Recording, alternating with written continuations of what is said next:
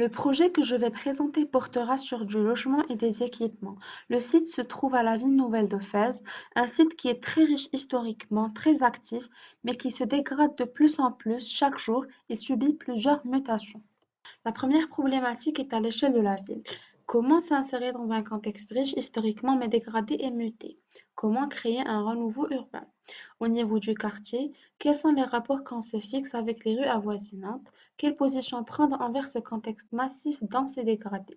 Et finalement, au niveau du bâtiment, quoi faire pour garantir la modularité du projet face à ces évolutions pour éviter des mutations aléatoires? Pour répondre à ces problématiques, j'ai décidé de prendre la masse bâtie, la décomposer pour avoir plusieurs petites cellules individuelles. Chacun accède donc à son logement directement. Tout d'abord, j'ai effectué une trame régulière sur la totalité de la parcelle.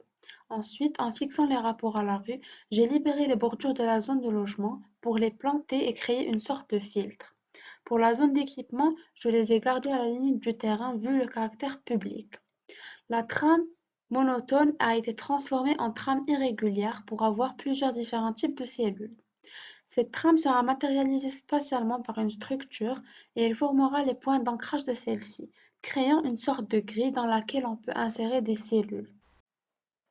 Pour répondre à la problématique des besoins en espace, le projet sera modulaire et évolutif. Aux cellules fixes, modules de base, pourront s'ajouter d'autres cellules, extensions, en cas de besoin. Cela modifiera aussi la façade urbaine.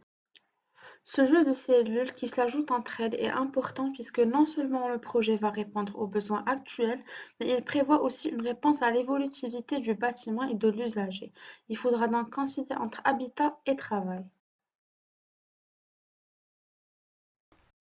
En termes d'équipement, j'ai réfléchi au centre d'intérêt du Marocain en commençant par moi-même. L'élément qui revenait le plus était la cuisine, un patrimoine immatériel très riche qui fait partie de notre identité. J'ai donc choisi le musée culinaire. Ces trois espaces principaux sont les suivants.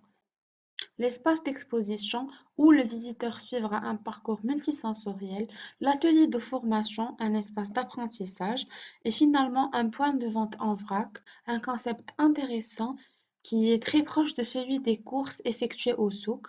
On ne fait donc que revenir aux habitudes de nos parents et grands-parents.